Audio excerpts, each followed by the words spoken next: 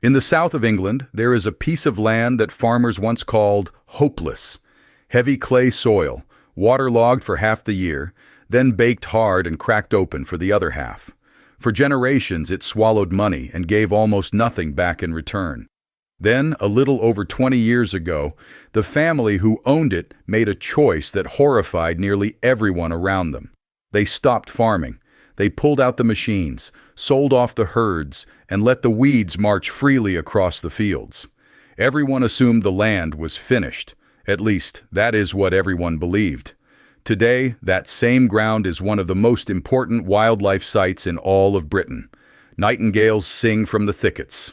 Turtle doves, the fastest disappearing bird in the entire country, breed here in numbers found almost nowhere else. Clouds of rare violet butterflies drift over the old pasture. And high in the crowns of the oak trees, storks are raising chicks that this island had not seen for hundreds of years. Nobody planted any of it. Nobody built it. The couple who owned this land simply stepped back and allowed something far older than farming to take over. What happened next unfolded in a slow, strange sequence that even the scientists watching it did not fully expect. And the very first clue did not appear in the sky above. It appeared in the ground beneath their feet. West Sussex, England, 1987. A young man named Charlie Burrell took over a sprawling country estate, close to 3,500 acres of fields, hedgerows, lakes, and old parkland.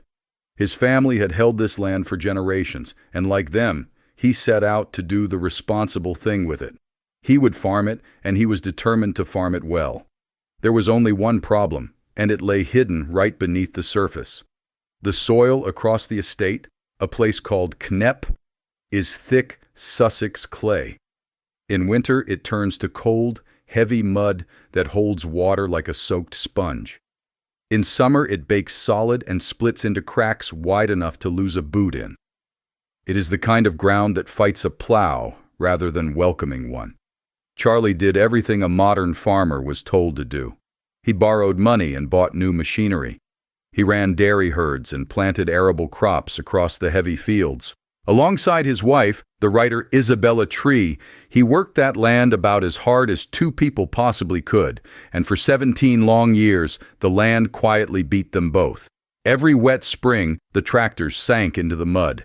Every dry summer, the clay choked the roots of the crops before they could swell. The harvest stayed stubbornly thin while the costs climbed higher and higher. Even with government subsidies propping the whole operation up, the farm bled money year after year after year.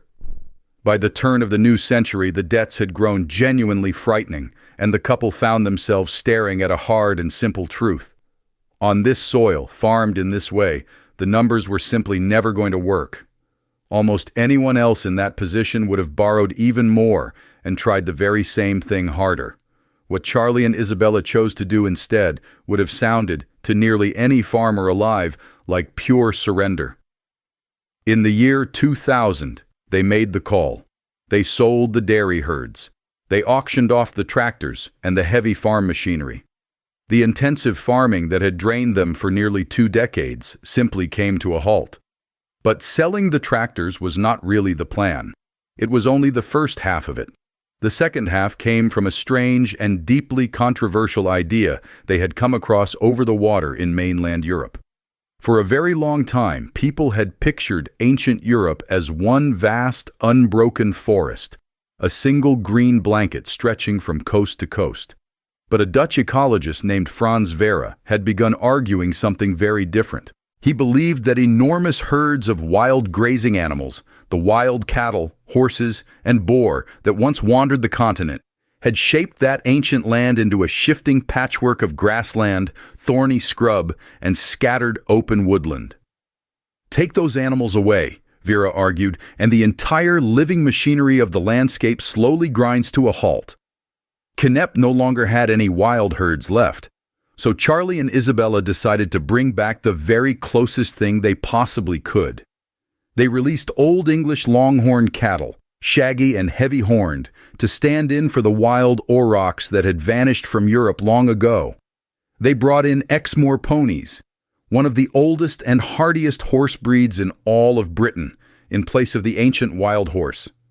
They let Tamworth pigs, ginger-coated and long-snouted, roam freely as living stand-ins for the wild boar. Later, red deer and fallow deer joined the growing menagerie. And then the couple did the single hardest thing of all. They waited. At first, the land did exactly what the neighbors had feared it would. It ran wild. Thistles marched in ragged armies across the old wheat fields. Ragwort flowered a defiant yellow all through the pastures. Blackthorn and bramble crept out from the tangled hedgerows and swallowed the open ground whole. Sallow, a scrubby native willow, seeded itself into every bare patch of soil it could find. To a tidy farming eye, all of it looked like nothing but neglect. It looked like good English farmland being handed over field by field to the weeds. And you can understand exactly why the neighbors were so upset. For hundreds of years, a farmer's whole worth had been measured by how clean, how ordered, and how productive his fields looked from the road. Knepp was rapidly becoming the living opposite of everything they valued. But somewhere deep inside that rising tangle of thorn and weed, something was beginning to change that no one had planted and no one had predicted. The very first sign of it was a sound. On warm spring nights, a bird began to sing out from the new thickets. It was the nightingale, a small, plain brown bird that somehow carries a song far larger than its own body, and a creature that had been quietly fading from the English countryside for decades. Nightingales need dense, low, tangled cover to nest safely inside, exactly the kind of untidy growth that modern farming scrapes away. At Knepp, that cover was suddenly everywhere, and so the nightingales came pouring back into it. Within a few short years, this single failed farm was holding a remarkable share of all the nightingales left singing in the whole country. Then came a rarer sound still, a soft, rolling purr drifting out from the scrub. The turtle dove. If Britain has one true symbol of quiet extinction, it is the turtle dove. Right across the country, their numbers have collapsed by more than 9 in every 10 since the 1970s. They have vanished completely from places they had nested in for 1,000 years. And the main reason behind it is heartbreakingly simple. Modern farmland has become far too clean. The weeds that turtle doves feed on, the scruffy, seed-bearing plants that once grew along every field margin, have been sprayed and plowed almost out of existence. The birds, very literally, ran out of food. At Knepp, the weeds were suddenly back in full force. And so, defying the entire national collapse, the turtle doves came back along with them. But the birds that people could see and hear were only the very top layer of this story. The real engine driving the whole recovery was turning quietly out of sight, underground. To understand what was truly happening here, the scientists now flocking to study Knepp had to stop watching the birds overhead and start examining the earth itself. The recovery began in the soil, not in the sky. Start with the pigs. As the Tamworths drove their snouts through the ground and rooted around for food, they churned and turned the soil, doing the very work an old plow once did, but in scattered, uneven patches instead of clean, straight lines. Those broken, disturbed patches became perfect natural seed beds. Wildflower seeds that had lain locked and dormant in the heavy clay for years suddenly found bare soil and open sunlight waiting for them, and they began to grow again. Then there was the dung. The free-roaming cattle, ponies, and deer dropped their waste all across the estate, and that waste quietly brought back a small creature that industrial farming had all but wiped out, the humble dung beetle.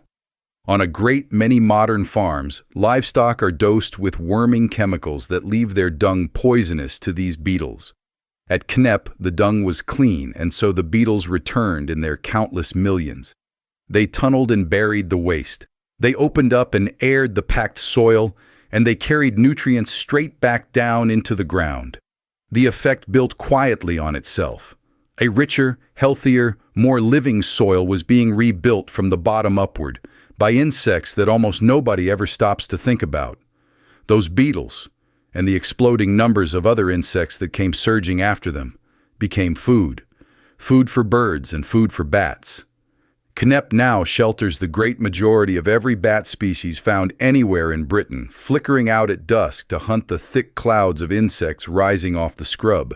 And that ugly, prickly wall of thorn scrub turned out to be performing a small miracle all of its own. Normally, when an acorn dropped and sprouted in the open grass, a grazing animal would bite off the tender young oak long before it ever stood a chance. But wherever blackthorn and bramble had grown up into dense, spiny mounds, they formed a kind of natural fortress, sheltered deep inside all those thorns, safe from the hungry mouths outside. Oak saplings and other young trees could quietly rise toward the light. There is an old saying the ecologists at Knepp have grown fond of, that the thorn is the mother of the oak. The weeds were not smothering the future forest at all. They were carefully guarding it. If you find these hidden connections every bit as gripping as the animals themselves, then consider following along with this channel, because tracing exactly these kinds of chain reactions, the quiet, invisible mechanisms that decide whether an entire landscape lives or dies, is the whole reason it exists. Even that scruffy, unloved sallow willow was hiding a secret purpose of its own. Its leaves happen to be the one and only food that a particular caterpillar will touch. The caterpillar of the purple emperor, a large and elusive butterfly whose wings flash a deep shimmering violet whenever they catch the sun. As the sallow spread thickly across the estate, the purple emperors arrived in force to breed among it. And today, this old, failed clay farm holds one of the largest populations of that butterfly to be found anywhere in Britain. On hot summer afternoons, they sail high above the treetops in numbers that now pull butterfly watchers in from every corner of the country. While all of that was quietly unfolding down in the soil and the scrub, something far larger was steadily taking shape across the estate as a whole. Knepp was no longer a neat patchwork of separate managed fields. It was slowly knitting itself together into one single connected breathing system, and that living system was starting to pull in creatures from far, far beyond its own borders. As the insects and the smaller birds multiplied, the hunters came searching for them. Peregrine falcons, the fastest living animals on the entire planet, began carving through the open skies above the pasture. Ravens returned to the tallest trees. Every one of Britain's 5 native owl species now hunts somewhere across the estate, drawn in by the swelling ranks of voles and mice hidden in the long, uncut grass. And then came the one arrival that almost nobody had dared to expect. The white stork is an enormous, unmistakable bird, standing tall and bright white with jet black wingtips and a long crimson bill. Across much of mainland Europe, it nests cheerfully on rooftops and chimneys, a familiar and welcome neighbor. But in Britain, it had been gone as a wild breeding bird for so long that it had drifted almost entirely into legend. The last widely accepted record of wild white storks nesting anywhere in Britain reaches back around 600 years, to a world before nearly anything we would recognize today. As part of a wider reintroduction effort, a small group of storks was brought to Knepp and gently coaxed into settling in the high crowns of its most ancient oaks. And in the year 2020, in those enormous stick nests far above a former English farm, white stork chicks hatched into the British wild for the first time in roughly 6 centuries. Stop for a moment and think about what that truly means. A bird missing since the age of medieval kings, rearing its young once again on a patch of ground that had been written off as a hopeless failed farm barely 20 years before. Now it would be very easy to tell all of this as one tidy, comfortable fairy tale. The truth, though, was never quite that simple. For years, the project drew real and serious anger. Neighboring farmers watched handsome, orderly countryside vanish beneath the thorn and the weed, and they felt something close to genuine grief. In a nation that still remembers real hunger and that deeply prizes its productive farmland, deliberately letting good fields run riot struck a great many people as reckless, even irresponsible. Ragwort, which is poisonous to grazing horses, spread outward from the estate and sparked bitter, lasting disputes with the neighbors. That criticism was not stupid, and it was not baseless. It came from a very real and understandable place. And the people behind Knepp have always been careful to make one point completely clear. This was never an argument that every farm everywhere ought to be abandoned. Britain still needs to grow its own food, and much of its land is enormously better suited to crops than this stubborn Sussex clay was ever going to be. Their point was a narrower and far stranger one. On land where farming had barely worked in the first place, simply stepping back could unlock a wild richness that no amount of sweat and money had ever managed to force out of the ground. It is also worth clearing away one very common misunderstanding. What took place at Knepp was never simply doing nothing at all. The grazing animals are watched, counted, and their numbers are carefully managed to hold the entire system in balance, taking the place of the wild predators and pressures that would once have done that job by themselves. It is far less like walking away from a garden and much more like changing who tends it, quietly handing the labor back to hooves and beaks and roots instead of engines and chemicals. And here lies perhaps the strangest twist of all. The land that could never turn a profit as a modern farm eventually began to pay for itself in an entirely different way. People started coming from all over to see it, to walk it, to sleep out under canvas among the returning wildlife and hear the nightingales for themselves. Wildlife tours, wild camping, and free-ranging meat from the very animals reshaping the land turned Knepp into a working business at last. The estate that had failed so badly as a farm was finally thriving, just never in the way anyone had first imagined. When Isabella Tree later wrote a book about the whole experiment, it carried the name of this quiet corner of Sussex to conservationists all around the world. What Knepp slowly revealed, across more than 20 years of patient watching, is that a broken landscape very often still holds the memory of how to heal itself. The seeds were still lying there, waiting in the soil. The insects were still holding on out at the ragged edges. The birds were still out there, searching for precisely the kind of messy, thorny, tangled, living ground that tidy modern farming had erased. Every single piece of it had been present the entire time, held down by one relentless pressure. And the moment that pressure was finally lifted, all of those scattered pieces slowly began finding their way back to one another. That is the quiet, almost unsettling lesson buried at the heart of this story.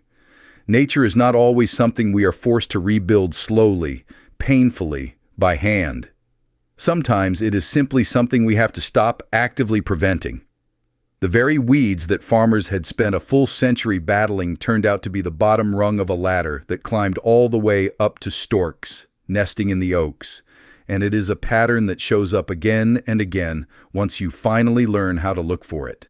In an earlier story on this channel, we followed a stretch of ruined, cattle-scorched land in Costa Rica that was buried under thousands of tons of discarded orange peels, and how that one unlikely act brought an entire dead forest thundering back to life. Knepp is that very same lesson, only written this time in cold English clay. Give a damaged place the right conditions, then step aside and let it be, and life will very often do all the rest on its own. If you want to watch how that Costa Rican forest rose up out of a rotting mountain of fruit, that story is waiting for you on the screen right now.